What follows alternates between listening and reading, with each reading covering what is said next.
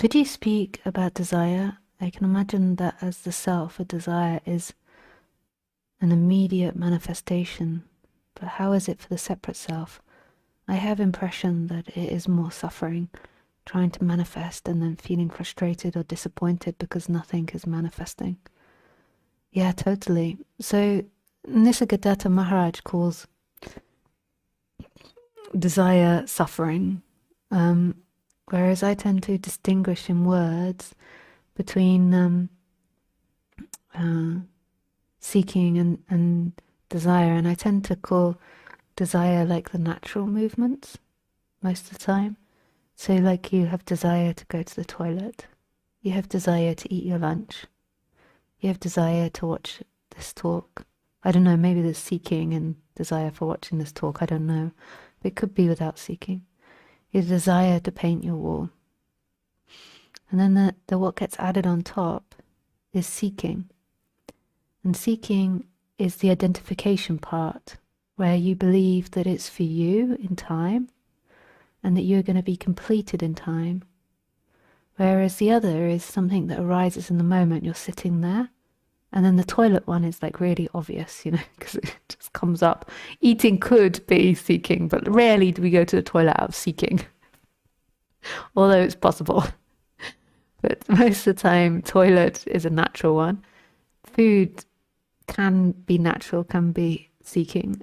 You know, speaking with your partner, that can be a natural, or that could be seeking. And the seeking element is that it's me, and that I am going to get completed by that in time. Now that's not a conscious thought, but you eat your food and it's trying to fulfill a you in time. And rather than just eating the food, because it's a natural process, and enjoying the food, it kind of becomes about you. And then you're trying to fill the whole of you. You know, so eating is, that happens quite regularly, you know, that we eat because of emotional reasons, and we're trying to cover up emotional reasons, and that would be a seeking of you in time.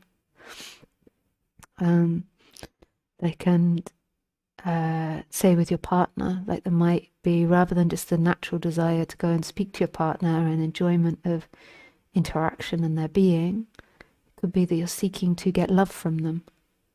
And then if they don't give you love, you feel disappointed, you feel resentful, but it's again you in time. When it's a natural desire, if they reject you, then it's a nothing. It's a bit of pain in the moment, but it's the nothing, because you don't believe that it's completing you in time. You are complete. You are this moment.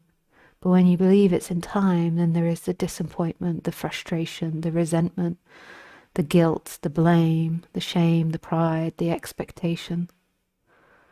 So these are different, and the seeking is about you, and the seeking is about it trying to complete you in some way. And the ultimate completion is the wanting to be home. So if you want love from your partner, ultimately what you want in that moment is to be home. But in the seeking element, you feel that it's not conscious, but you feel like if they give you love, then you will feel more safe, secure, more happy. You might not even be conscious of that. It might just be a movement that arises. Wanting love from partner can be a natural thing, a natural desire, but it's not about you in time. It's like you're there and there's, you know, there's the arising maybe of sensuality or intimacy, and then that's a very natural thing. And the way that you can see whether it's natural or not is when you don't get it. When you do get it, everybody's happy. But when you don't get it, then you see whether it's seeking or not. You know, because then it's like, but what about me? You know, it's, whereas when you're really in yourself, then it's not such a big deal. It's coming and going, coming and going. Like your real completion is here. Yeah. So Nisargadatta, if you read him, he will talk about it more as desire. So seeking will be desire.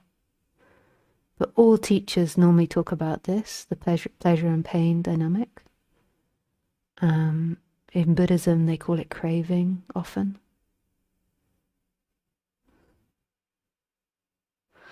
And natural desire you could also call God's will. When you're in your natural desire, it's not for you, it's not about you. So then you can call it God's will, it's the same energy that moves the wind, that creates the sun. It's appearing out of no place and disappearing out of no place. It's not appearing from a story in time, it's spontaneously appearing here in this. And it feels like an openness and a love.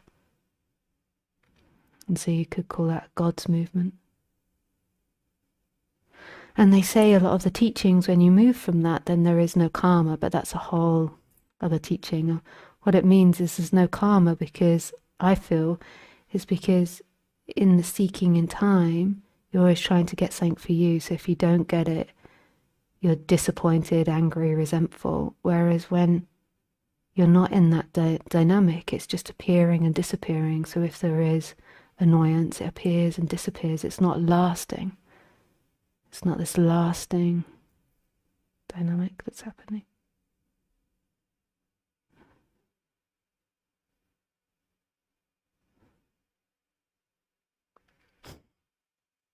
The great telltale signs is when you don't get it. When you see there's attachment there is when you don't get it.